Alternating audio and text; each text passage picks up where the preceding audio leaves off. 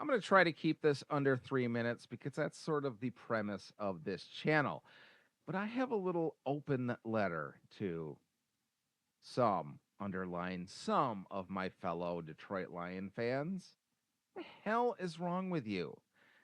It's like we don't know how to respond to having this success the last few years.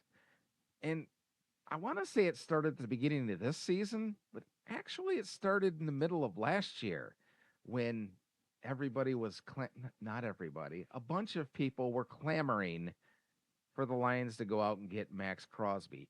Even though Oakland said flat out they weren't trading him, Max Crosby didn't demand a trade. You just thought because he was from Michigan, we should go out and get him. Well, didn't happen. And they still went 15-2.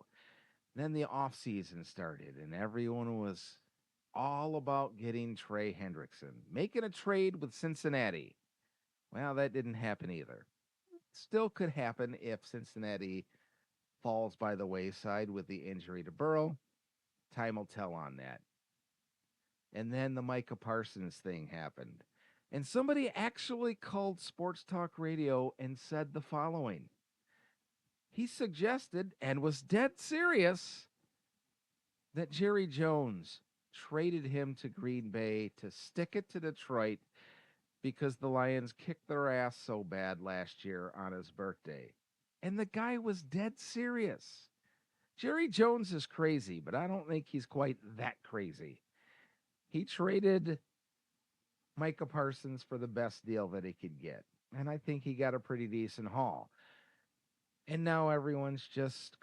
Another guy called up just the other day and stated that the Lions are cheap. Brad Holmes is cheap because they're not going out and buying.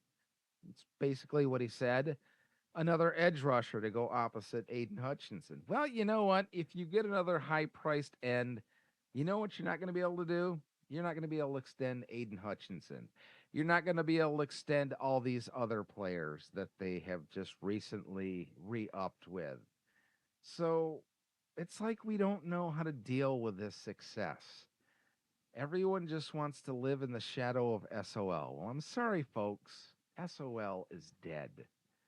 And I know there's people watching this are going to say, I've been watching the Lions since 1972, blah, blah. Yeah, we've all lived the misery our entire lives.